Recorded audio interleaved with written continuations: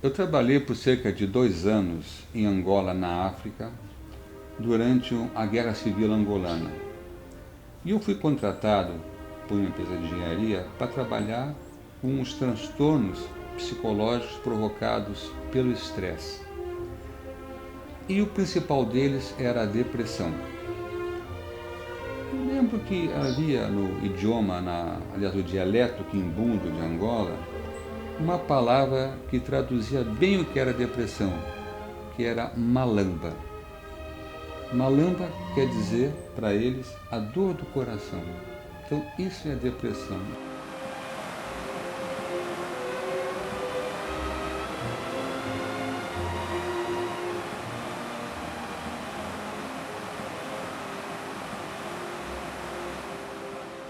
Segundo o último relatório da Organização Mundial de Saúde, OMS, a depressão é mais comum no sexo feminino. Esse órgão da ONU reporta que quase 6% dos homens e 9,5% das mulheres passarão por um episódio depressivo num período de 12 meses. Aproximadamente 2/3 das pessoas com depressão não fazem tratamento. E entre os pacientes que procuram clínica geral, apenas 50% são diagnosticados corretamente. A maioria dos pacientes deprimidos que não é tratada poderá tentar suicídio, pelo menos uma vez, e 17% deles, infelizmente, conseguem. E de repente eu me tranquei, fiquei dentro de casa, não queria sair para nada. Principalmente raiva. Eu tinha muita raiva da minha filha, só da minha filha, do mais velho não. Porque eu sempre achei que depressão era frescura. Eu sempre achei que esse negócio de ter depressão é coisa para quem não quer trabalhar, isso aí é coisa de fresco e tal. Meio que fica uma vida sem sentido, né? Quando ela é linda e bela, ela se torna uma vida preto e branco.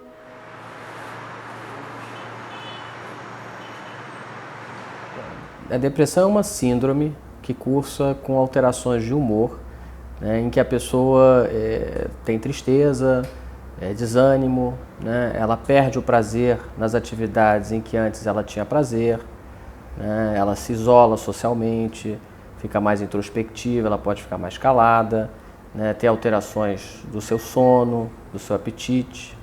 Né. Agora, muitos acham que a depressão é uma doença única e, na verdade, a depressão é uma síndrome que pode estar presente em diferentes doenças dentro da psiquiatria. Né. Quando a gente fala vulgarmente como depressão, a gente está se referindo à depressão maior, né? Mas você pode ter uma depressão dentro de um transtorno bipolar, que é um outro transtorno de humor. Você pode ter uma depressão dentro de um quadro psicótico, por exemplo, uma esquizofrenia que em algum momento curse com uma síndrome depressiva, né? Então a depressão ela tem essa característica bastante plural de estar presente em diferentes quadros psiquiátricos.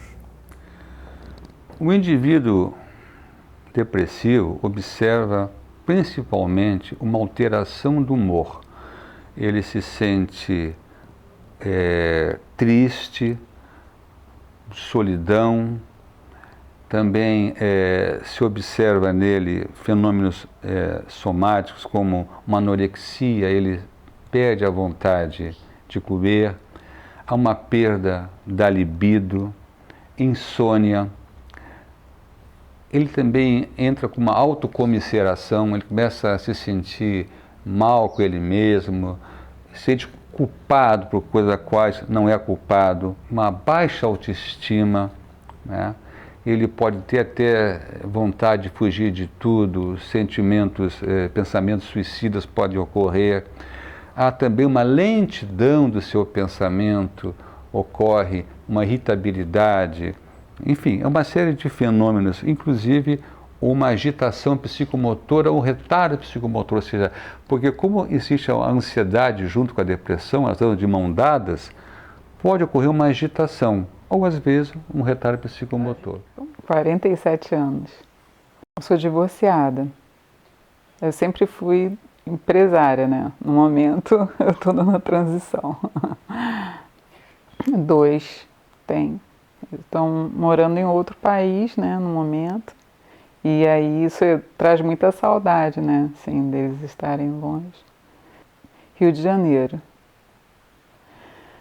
A depressão a gente não descobre logo a primeira vez quando a gente tem, assim, os sintomas são difíceis, né, de você dizer o que você tem. Você tem que fazer uma investigação. Então, quando você vai para a parte clínica e vê que está tudo bem com você e que você continua sentindo muito mal, por exemplo, ficar sem dormir durante 6 meses, né, é que realmente você tem alguma coisa que não é de só fundo físico, mas emocional. Então, foi indo pesquisar, né, através dos exames clínicos e descobri que nessa parte estava tudo ok e que na parte emocional que eu estava realmente precisando, né, de ajuda.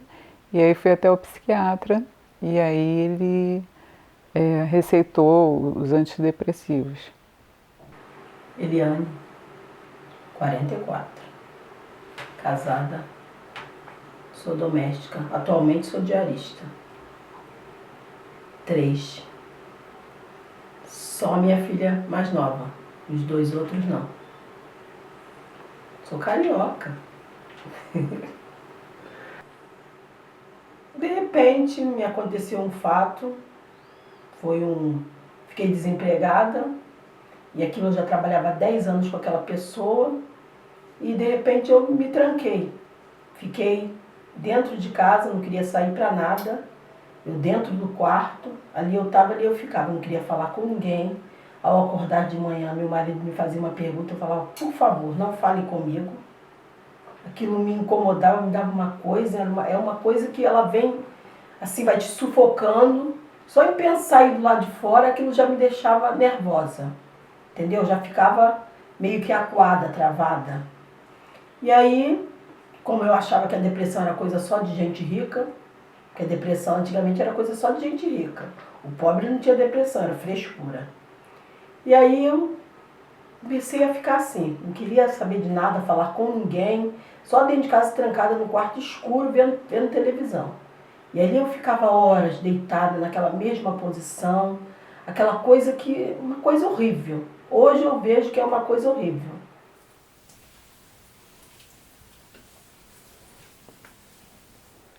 Beatriz, 28 anos, casada, fisioterapeuta.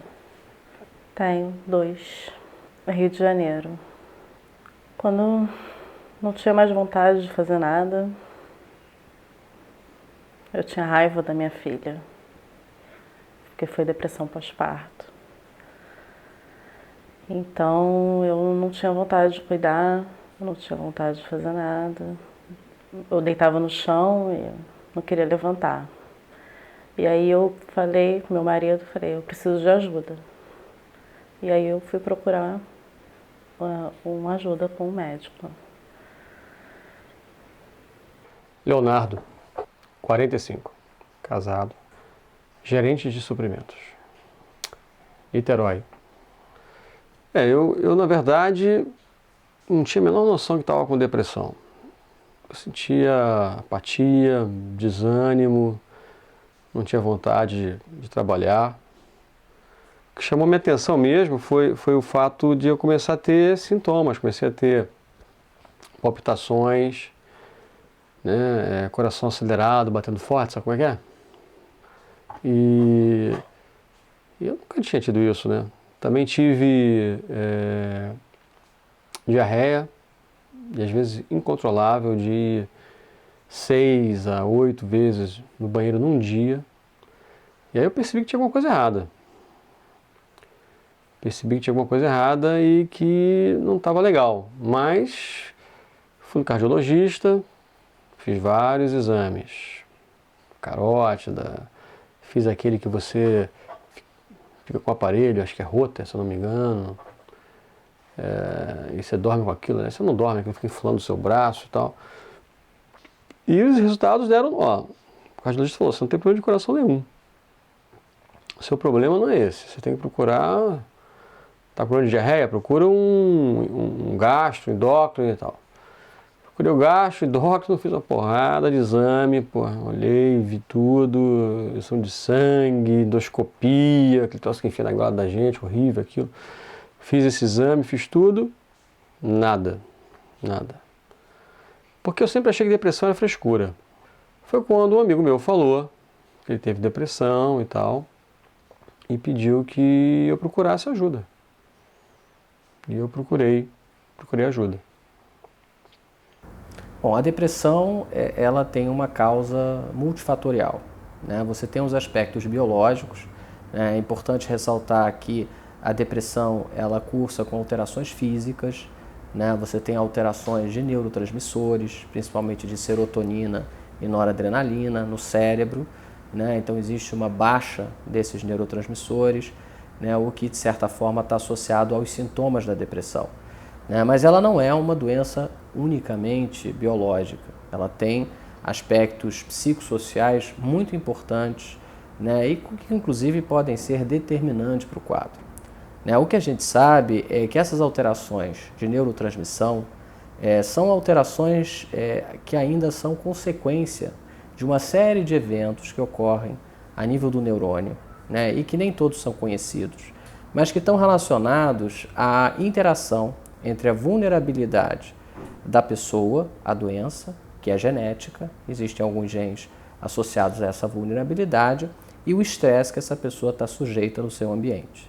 E é a partir dessa interação entre os fatores de estresse do ambiente e a vulnerabilidade genética que a pessoa tem à doença que faz com que a síndrome depressiva se instale clinicamente. O estresse, ele tem uma ação no neurônio, né, a nível de ativação de determinados genes, né, em que esses genes, uma vez ativados, desencadeiam uma série de reações químicas em cascatas dentro da célula, que por final, lá no final dessa sequência de eventos, vai determinar uma baixa de produção de serotonina e noradrenalina, né?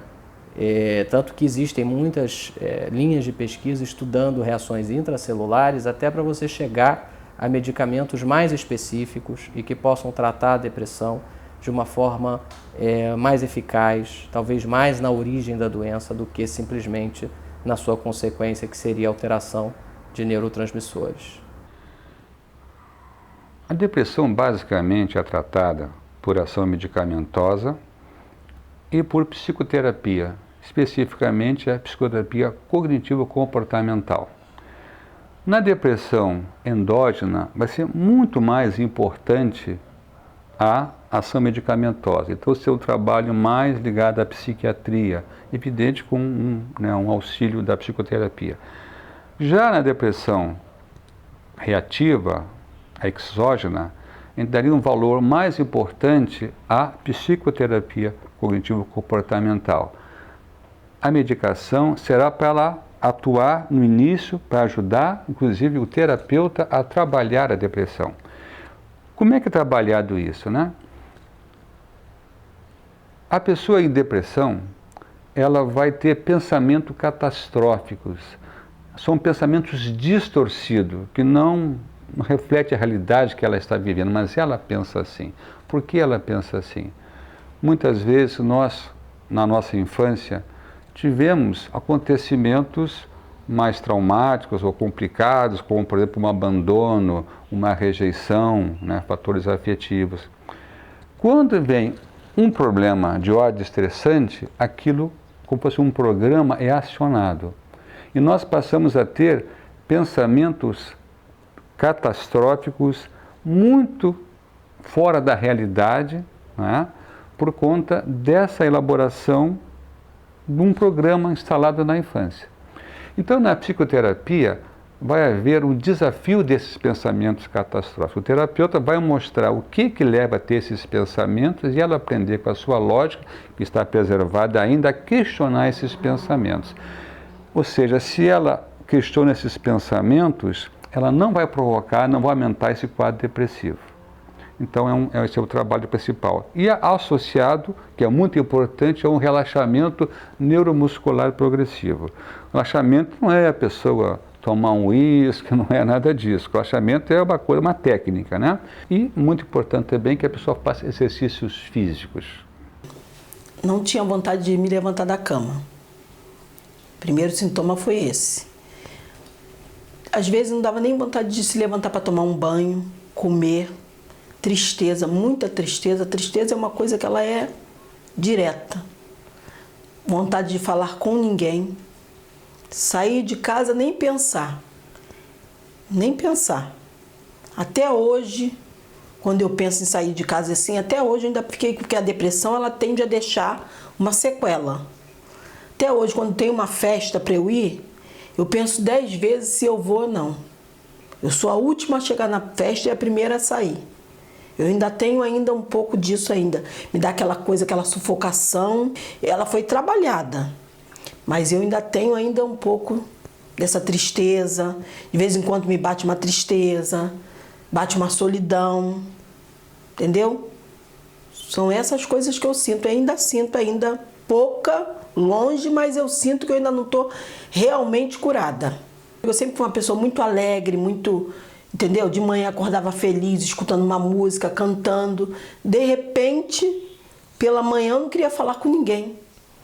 Só em ouvir a voz aquilo já me irritava. Aí quando ele vinha falar comigo, aí eu já estava com aquele meu mau humor, com aquela minha cara feia.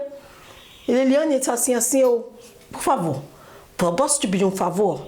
Não fale comigo de manhã. Não fale comigo de manhã. E ele já achava aquilo estranho.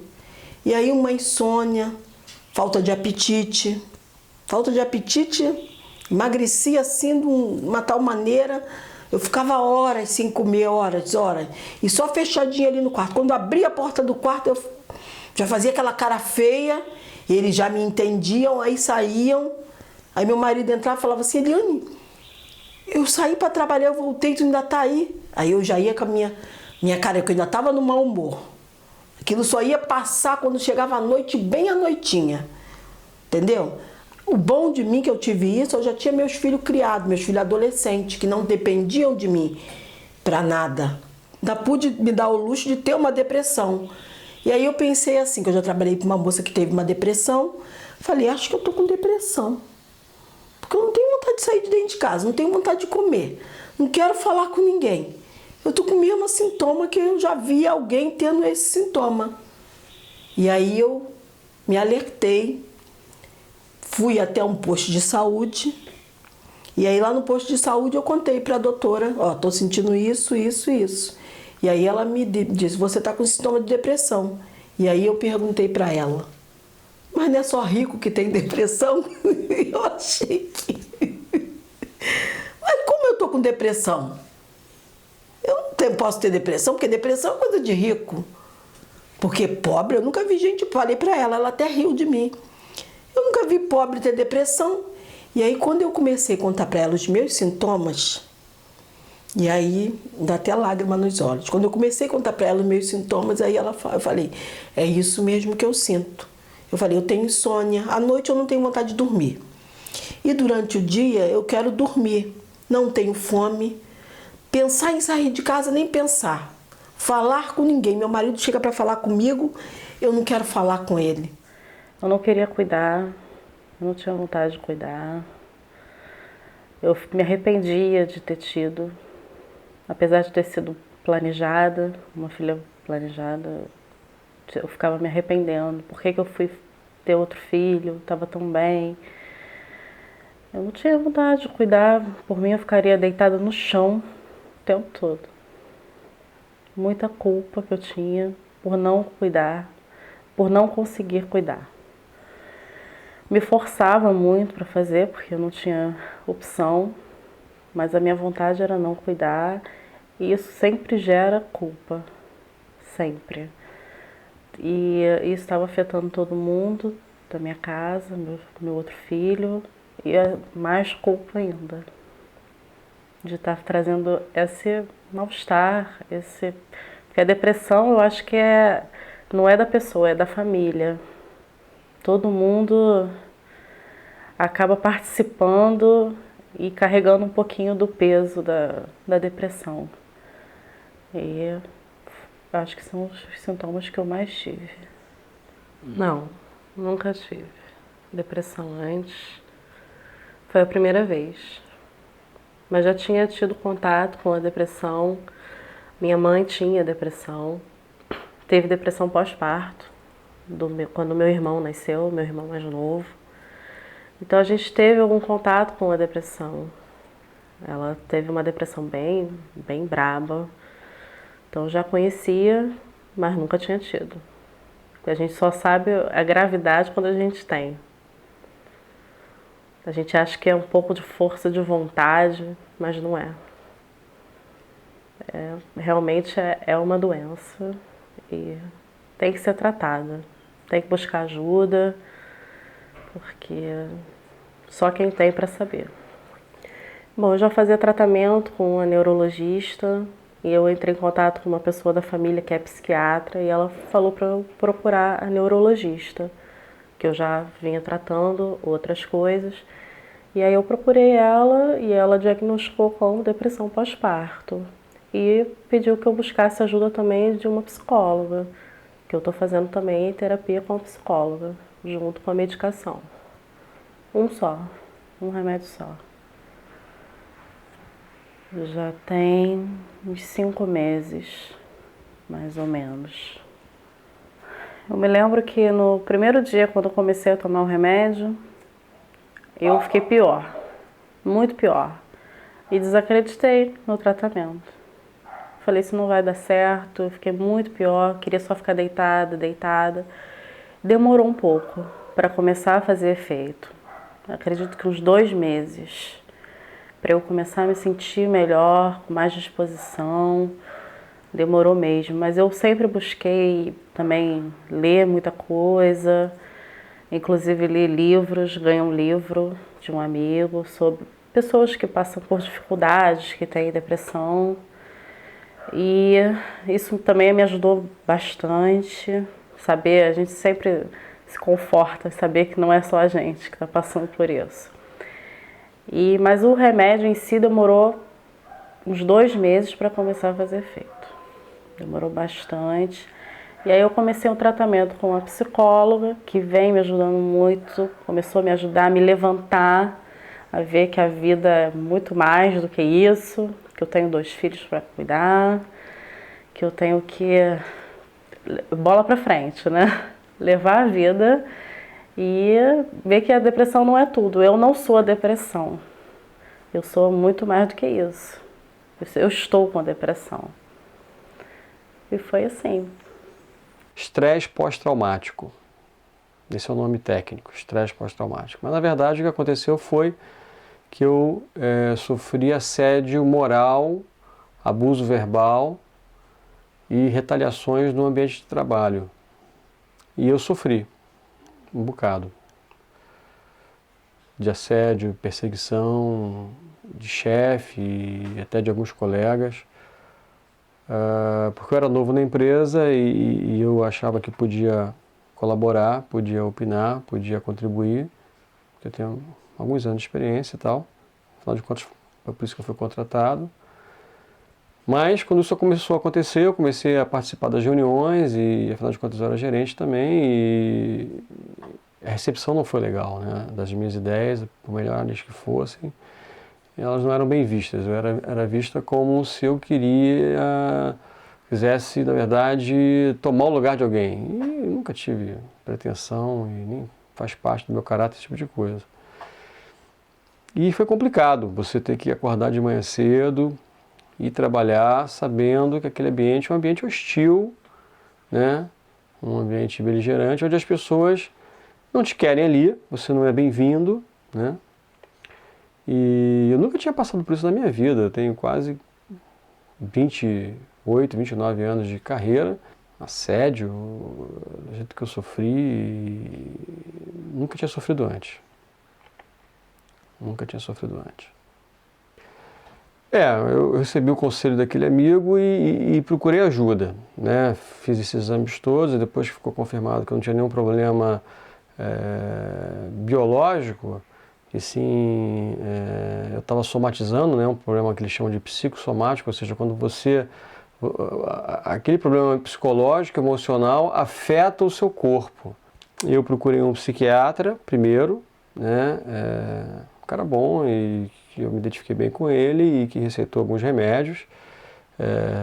Esses remédios, ainda tomo alguns até hoje, mas comecei com 2 ou 3 remédios, agora eu só estou com um, que na verdade é mais para ajudar a dormir, a relaxar do que outra coisa, mas também a ideia é parar de tomar em breve, né?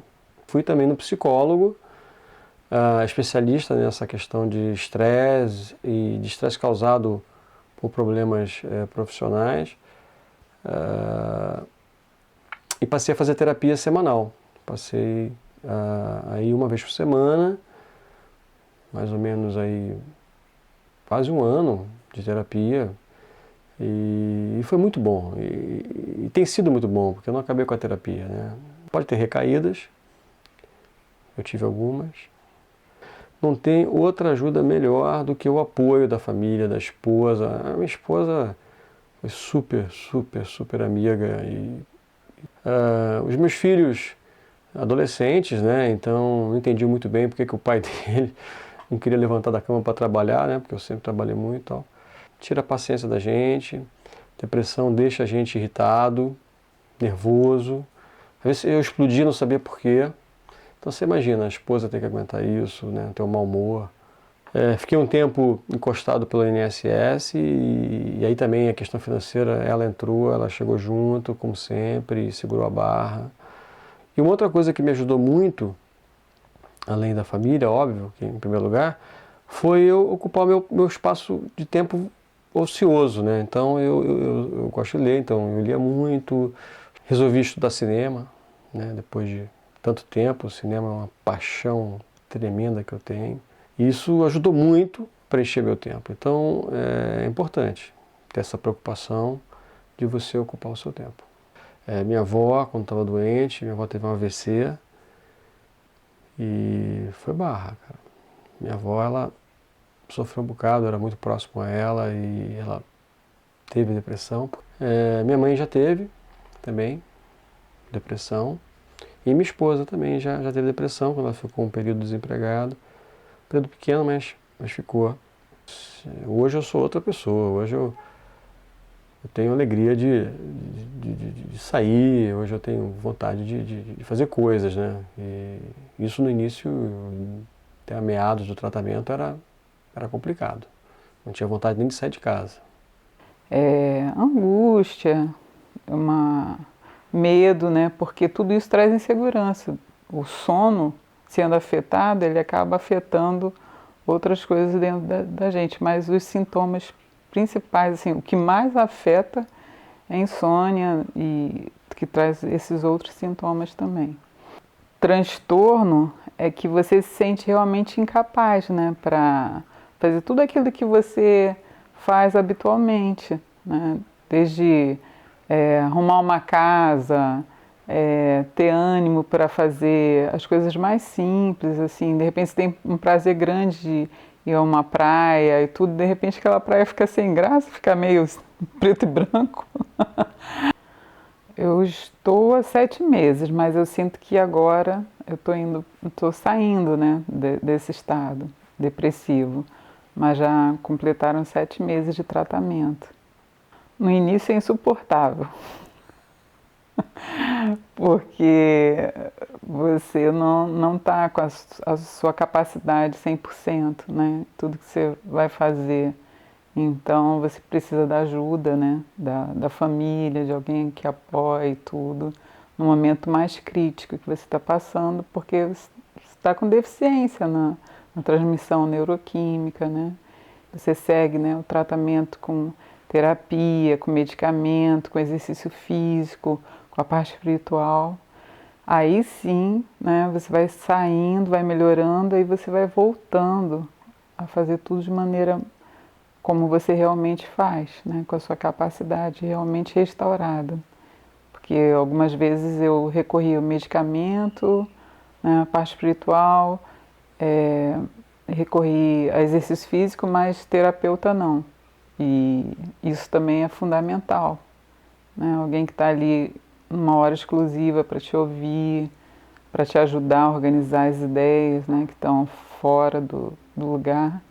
Eu tive apoio da minha família, da minha mãe, do meu pai, né, dos meus irmãos, que hoje em dia eles entendem o que é uma depressão, né? No início ficou muito difícil, né? Ver uma pessoa que dirige uma empresa, de repente ficar lá olhando para o computador, batendo tecla, sem conseguir, né, efetuar as atividades normais. Então, o apoio da família foi fundamental. Mas, assim, você vê que algumas vezes também o relacionamento fica um pouquinho, né, atravessado quando alguns familiares não entendem, né? Mas eu tive apoio, sim, da minha família. Estou na fase da transição, de sair de estado depressivo para um estado da normalidade. Então, segundo a Organização Mundial de Saúde, a depressão ela está em primeiro lugar nos anos vividos sem qualidade, né, numa população jovem entre os 15 e 44 anos de idade. Né? Ela acomete de 15 a 20% dessa população, né? E existe o conceito que a OMS desenvolveu para isso, que são anos vividos com desabilidade, com desajuste. Né? E a gente sabe o quanto a depressão impacta na vida da pessoa. Né? A pessoa perde a sua capacidade, muitas vezes, de trabalhar, de ser produtiva, né? De se envolver não só com trabalho, como estudos, ou como hobbies, ou com outros projetos de vida que a pessoa possa ter em mente. Né? Isso está ligado diretamente ao impacto social que essa doença tem. A depressão é a principal causa de afastamento do trabalho hoje, né, pelo INSS. E a gente sempre fica muito receoso, né, com relação ao risco maior de morte que a depressão pode trazer. Né? A gente sabe que doença psiquiátrica, ela não mata, mas se bem que esse conceito vem mudando, né? Porque a gente já tem uma relação, por exemplo, entre a depressão ao longo da vida e as doenças degenerativas.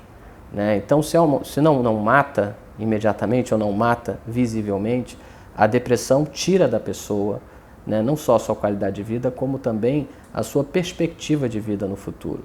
Né? Porque a pessoa com muita depressão, isso já é comprovado cientificamente, a depressão causa uma atrofia de uma região do cérebro chamada hipocampo, que é a região que está ligada ao funcionamento da memória, à consolidação da memória, e essa pessoa pode sim, após os 50, 60 anos de idade, desenvolver um quadro, por exemplo, como o mal de Alzheimer. Né? Bom, mas falando de um risco mais imediato de vida, né, a depressão pode matar sim através do suicídio. Né? A gente sabe que é muito comum na depressão o indivíduo ter ideias de morte. Né? Às vezes não é um suicídio direto, a pessoa não pensa em se matar, mas ela pode se tornar displicente com a sua vida, ela pode dirigir perigosamente, né? Ela pode atravessar uma rua sem olhar ou sem prestar atenção, sem que isso seja necessariamente um desejo consciente, mas sim inconsciente relacionado à tristeza e à depressão que a pessoa está passando. Depressão não é necessariamente tratada com antidepressivos. Né? Isso é um conceito que se criou até pelo nome que se deu a essa classe de medicamentos, né, que na verdade não são só indicados para depressão, são indicados também para outros transtornos, como por exemplo os transtornos de ansiedade, né, mas que para o leigo fica muito associado à depressão. Né? Você tem formas de depressão que respondem muito bem a esses medicamentos. Né? Os antidepressivos eles atuam mais especificamente naqueles neurotransmissores de serotonina e noradrenalina, elevando a produção dessas substâncias no cérebro. E com isso acabam tendo uma eficácia bastante grande nos sintomas depressivos, na melhora do quadro e muitas vezes na cura do quadro. Enfim, então o tratamento da síndrome depressiva é um tratamento que é medicamentoso, né? A medicação realmente é eficaz, mas deve ser prescrita por um profissional que esteja acostumado a lidar com os quadros, a tratar esses quadros e a fazer o diagnóstico diferencial de que depressão essa pessoa tem. A gente sempre frisa muito, o tratamento ele deve ser uma combinação, né, do tratamento biológico, que no caso é a medicação, com um tratamento psicossocial, que pode ser psicológico, através da psicoterapia, né, ou pode ser também por uma terapia ocupacional, por uma terapia familiar. Veja, as pessoas comuns, né, acham muitas vezes que depressão é uma fragilidade, é uma frescura, entendeu? E que a pessoa pode sozinha conseguir sair disso. E a gente sabe que não é assim. né? Quem sofreu de depressão ou sofre de depressão sabe que é uma doença que acomete profundamente a capacidade da pessoa a reagir, né? E muitas vezes a família não entende isso, né? E acaba se colocando, eu acho até que com uma boa intenção de ajudar, mas acaba se colocando no lugar de alguém que atrapalha, né? Porque passa a cobrar da pessoa, né? Uma reação que ela não possui. Isso aumenta mais ainda a sobrecarga que essa pessoa está vivendo, que já é grande, né? Pela doença que ela está passando, pelo problema psicológico que ela está tendo, né? Imagina então se houver essa sobrecarga familiar. Afora esse mal-estar constante, né? Essa tristeza que toma conta da pessoa, não podemos esquecer que existe uma possibilidade de suicídio, que seria a pior consequência da depressão. Muitas pessoas dizem, mas se a pessoa fala que vai estudar, não vai. Não pense assim. Pense que sempre há uma possibilidade. Cuide da pessoa, principalmente quando é uma depressão endógena, como, por exemplo, os transtornos esquizoafetivos, são ligados à esquizofrenia, e a bipolar. Naquela fase de depressão maior, a pessoa pode sim se suicidar. Existe, inclusive, uma coisa interessante, né, nos Estados Unidos, que deve ter também no Brasil, que são umas unidades de atendimento para suicidas. Então, um número é divulgado para que as pessoas, num ato de lucidez, elas liguem para aquele número e peçam ajuda. Se verificou que numa dessas unidades, o índice de diminuição de suicídio de quem ligava era muito acima dos outros. E foram verificar o que acontecia lá. O atendente principal orientou a todos os outros que quando alguém ligasse, a primeira coisa que devia ser dita é: levanta a cabeça. Levanta a cabeça. Por quê? Levantando a cabeça é difícil você estar com um estado contrário à depressão, que é a cabeça baixa. Então, sempre importante levantar a cabeça no primeiro momento. Vamos entender que a depressão reativa é um momento da nossa vida que nós estamos vivendo. Se você reagir àquele momento, com certeza você ficará bom. E para isso é importante o quê? Você procurar ajuda num profissional que conheça isso, os seus amigos, você não se entregar a ficar parado, quieto, de cabeça baixa num canto, porque aí vem os pensamentos negativos, se movimentar, sair, nem que seja contra a vontade, vai na rua, mas se movimente, não deixe aquilo ficar. E ela então, como eu disse, tem cura sim. Eu já pensei em tirar a minha vida, já pensei, passou na minha cabeça. Pensei, inclusive, fazer isso com a minha filha. Mas, assim, sempre pedi muita ajuda e sempre fui ajudada, né? Eu amo muito minha filha. Muito. Apesar de tudo que eu já senti por ela durante minhas crises, não tem, né? Filho, não tem como expressar o amor que a gente tem. É muito, muito grande. Apesar de ainda ter minhas recaídas, eu sempre tento focar no que eu tanto planejei, o que ela é, uma pessoa, uma criança tão alegre, né? Eu sempre rindo. E eu amo muito a minha filha. Não tem outra palavra para definir. Todo mundo sempre apoiou, muito. Inclusive, eu participava de um grupo de depressão pós-parto, e o que eu sempre li é que os maridos não apoiam. Acho que tá de besteira, que é frescura. E eu não passei por isso, graças a Deus. Pelo contrário, tive muito apoio, até porque o meu marido teve depressão já, então ele sabe o que é, como é que é. Então, assim, eu sempre tive o apoio de todo mundo, do meu pai, dos meus irmãos, sempre todo mundo apoiou, porque todo mundo já vivenciou alguma coisa parecida.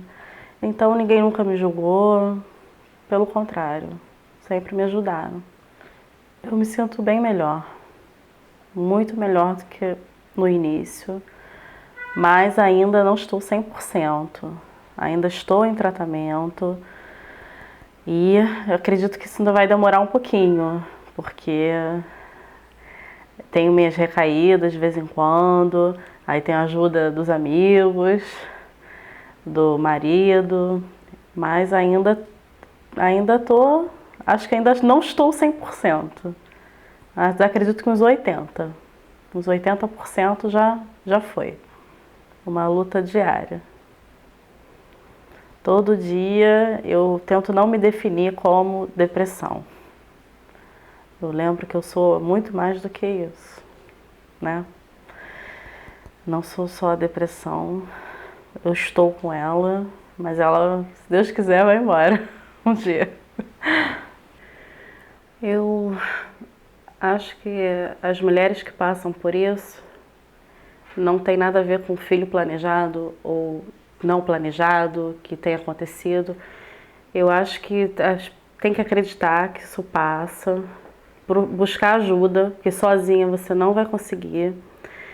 E principalmente aos parceiros, à família que deu apoio, que isso é mais do que essencial. Eu acho que eu tô mais para curada do que com depressão por conta do apoio que eu tive do meu marido. E que isso não é besteira, isso é uma doença e tem que ser tratada mesmo. Não adianta achar que é só uma tristeza que vai passar, não sinta culpa pela raiva que você sentir do seu filho. Isso é uma doença, não é você que está sentindo isso. E aí a minha irmã, apesar da gente não morar próximo, mas ela viu que eu estava muito distante, eu já não aparecia nas festas. E aí minha irmã procurou saber o que estava acontecendo comigo. E aí eu fui e contei pra ela que eu não tinha vontade de sair, que eu não tinha vontade de sair de dentro de casa. E ela me chamou para esse grupo de apoio que é a igreja. Que a igreja não parece não, mas ali é uma sociedade. E nós temos nosso encontro toda quinta e todo domingo e temos nossos passeios. A gente passeia, a gente vai na feira de São Cristóvão, a gente vai para um passeio, agora mesmo a gente está para ir para um passeio que é em Búzios, entendeu? A gente viaja muito, a gente vai para Petrópolis. E ali eu comecei a formar aquele ciclo de amizade e aí eu fui me libertando, E eu uma pessoa muito alegre, que eu sou uma pessoa muito alegre, muito extrovertida. Todas as pessoas que ficam perto de mim não tem como não sorrir, porque eu sou palhaça mesmo, entendeu? Eu conto as minhas histórias e as minhas histórias viram uma palhaçada, porque todo mundo ri da maneira como eu conto as coisas. E aí nasceram meus netos, que é as coisas mais lindas. Hoje eu sou diarista. Cada dia eu chego numa casa, encontro pessoas maravilhosas. Um dia eu vou na casa de um, outro dia eu vou na casa de outro. São 5 casas que eu vou por semana. Olha aí. Aí cada dia eu chego numa casa e encontro pessoas que me tratam super bem. Sou super bem tratada nas casas que eu trabalho. E até as pessoas dizem que eu sou uma pessoa alegre, que eu tenho um bom astral. Estou realizada profissionalmente. Faço o que eu gosto. Sou uma diarista, mas sou uma diarista feliz. Olha, o que eu posso dizer para vocês é que a depressão é uma coisa muito séria. Para sair dela é difícil. É difícil sair dela, mas não é impossível não, gente. Existe um sol que brilha todo dia de manhã. Quando o sol não brilha, tem uma chuva que tá caindo lá do céu, que também é bela, entendeu? A natureza, nós moramos num estado lindo que é o Rio de Janeiro. Tem tantos lugares bacanas para nós irmos. Procura uma pessoa para te dar uma ajuda, que tem sempre uma pessoa, um amigo. Quando esse amigo te ligar, procura passar para ele o que você está sentindo. Que esse amigo, com certeza, todos nós temos um amigo. Esse amigo, com certeza, vai te tirar dessa. Vai te levar para passear, vai numa festa. Não tem um amigo para levar numa festa? Senta lá na praia, vai olhar para o mar. Porque o mar é a coisa mais bela que tem nessa vida. Olha para o mar. Aquelas ondas batendo maravilhosa. Pega um ônibus, sabe o que eu fazia também quando eu não estava assim, meio para baixo? Eu pegava um ônibus, eu entrava naquele ônibus, um ônibus que vai ali pelo Joá, e lá de cima eu olhava aquela visão maravilhosa, que é aquele mar lindo, aquele marzão, entendeu? é só você sair de dentro de casa, por favor. Não se acue, não fique trancado dentro de casa. Porque a depressão, ela quer isso da gente. Ela quer deixar a gente trancada, mas não fica assim não. Vai pra rua, rua. Eu havia vendido a minha empresa, né? E por um momento fui viajar, fui passear e tudo. Mas aí teve um momento que eu falei, agora eu tenho que começar outra vez. E eu tinha um tipo de atividade que era muito dinâmico. Cada dia estava numa empresa diferente, com clientes, num dia só ia em vários lugares, né? Trabalhava dentro e fora da empresa. Aquele excesso de atividade para depois uma pausa longa, né? Acabou aquela falta da ocupação, né? Fazendo com que eu entrasse num estado realmente de depressão profunda. E aí sim, eu comecei a ver que eu tinha que me ocupar, mesmo com coisas simples, né? Arrumar minha casa, planejar novamente um novo negócio e fazer atividade física, que é algo que a gente sabe que libera serotonina, né? Que é muito importante, né? Para essa parte do prazer, da alegria. Então, fui buscar a terapeuta. Então, sempre me ocupando, saindo para passear. Então, é o que eu recomendo não só para mim, como todos aqueles que sofrem, né, com isso, que não tentem se isolar, mas tentem, né, sempre buscar ajuda também. No meu caso, né, como eu sou evangélica e tudo, eu estou sempre indo na igreja, tenho o grupo da célula, e se ocupar, mesmo com coisas mais simples, enquanto você está numa fase de transição, é algo muito importante, né? Porque a depressão tem várias causas, pode ser saudade dos filhos, pode ser trabalho, pode ser mudanças na vida, mas no meu caso foi especificamente em relação a mudanças de vida na parte profissional, que busque o terapeuta, né, que é uma ajuda muito importante, o psiquiatra, que com os remédios vão auxiliar também a pessoa a voltar à normalidade, né, os exercícios físicos. Estou bem melhor. Eu diria que 99,9%, só falta o médico dizer, olha, teve alta, porque retomei a vontade de fazer as coisas, retomei o ânimo de levantar de manhã e fazer as coisas, e trabalhar, e sair, e ir ao shopping, e ao cinema. Eu sou cinéfilo, não saio de cinema, adoro. E de ler meus livros, de conversar com meus filhos, de conversar com minha esposa, e fazer programa junto com a família, viajar, enfim, viver, né? Hoje eu estou bem melhor, bem melhor. Graças a Deus eu estou... Não dá para comparar o hoje com o ontem. Olha, é a coisa mais normal, natural do mundo. Todo mundo pode ter depressão, né? Não é um privilégio de poucos, não. E não se sinta um ser de outro planeta, porque nós não somos, né? A depressão é uma doença. Você não é uma pessoa deprimida o tempo inteiro. Você tem momentos onde você está mais ou menos, né? Poxa, o apoio da família é fundamental. E essa mensagem eu acho que eu tenho que mandar para a família, sabe? Para as esposas, os maridos, os filhos, né? Os avós, enfim, todo mundo que está em volta de você. É muito importante ter o apoio deles. Não achar que é frescura, não achar que isso aí é uma babaquice. Não, a depressão não é, né? Mas também não é um bicho de sete cabeças, é uma doença. E tem que ser tratada e tem cura. Ocupa seu espaço, vai fazer lazer, faça coisas prazerosas, né? É duro, é duro. É difícil levantar, às vezes, e ter que trabalhar ou ter que fazer algo que a gente não gosta, mas depois de feito, passou. E faça coisas prazerosas, ocupe o seu tempo com coisas boas que te trazem alegria, te trazem prazer, que deixam você de volta nos seus pés, inteiro. Eu acho que um transtorno psiquiátrico traz uma realidade nova para a vida daquela pessoa, né? Essa realidade nova, é claro que é sofrida, né? Muitas vezes desestruturante, mas ela oferece também uma oportunidade, né, de crescimento pessoal, né, de rever valores, né, conceitos, hábitos, né, e é uma oportunidade também da pessoa transformar a sua vida profundamente.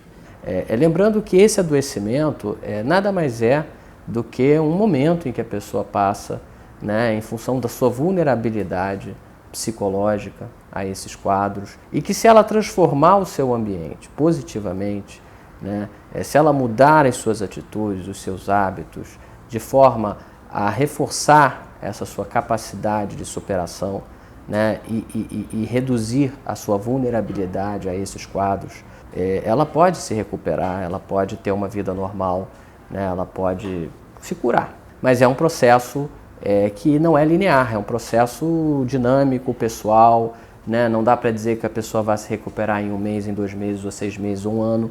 Cada caso acaba levando o seu tempo, né? O importante é que ela entenda que com o apoio médico, com o apoio psicológico, com o apoio familiar e com as transformações que ela vai encontrar para fazer na sua vida, ela vai se recuperar. E ela pode viver bem a vida inteira, né? Às vezes até sem medicação ou sem tratamento, né? Isso depende de como ela se recuperou naquele período mais crítico da vida dela.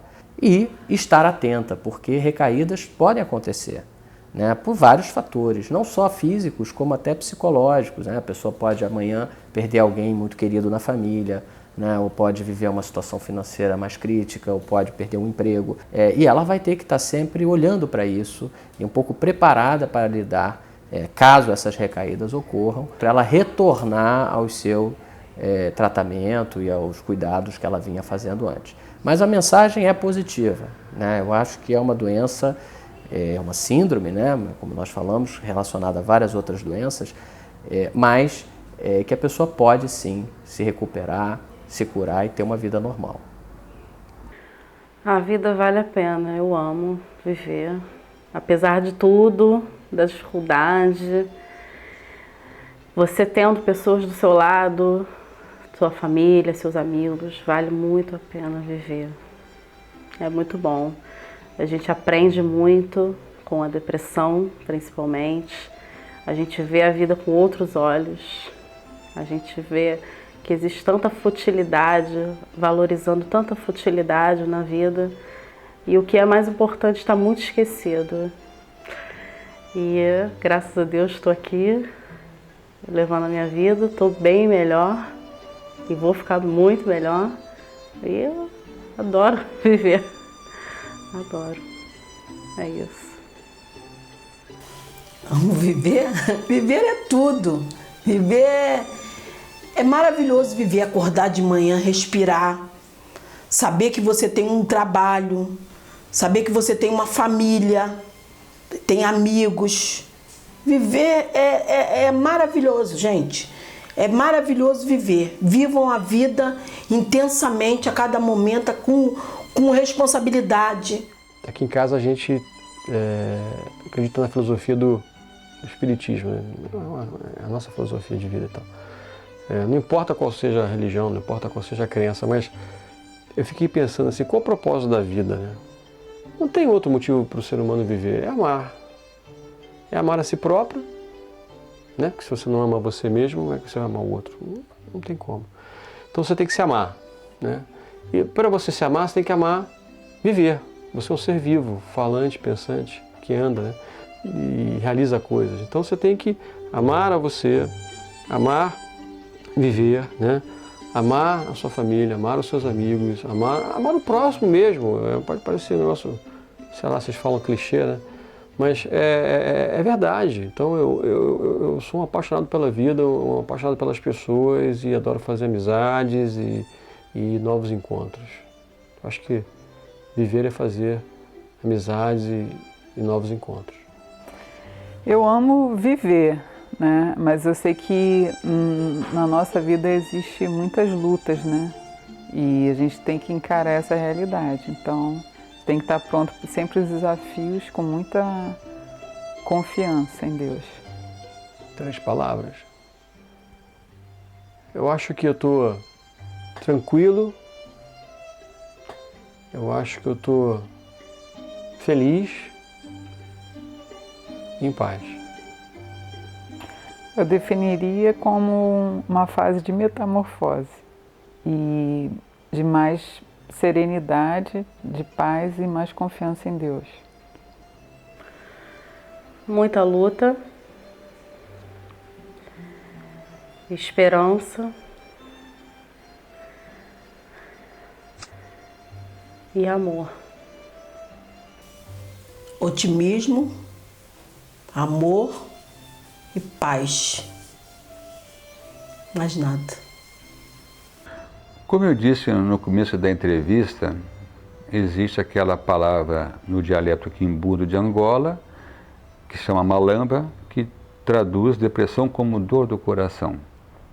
Tem uma outra palavra também que eu aprendi lá, que eu vou dizer agora, que se chama omboti mushima, que significa coração bom, coração estando bem, ou seja, cuide do seu coração.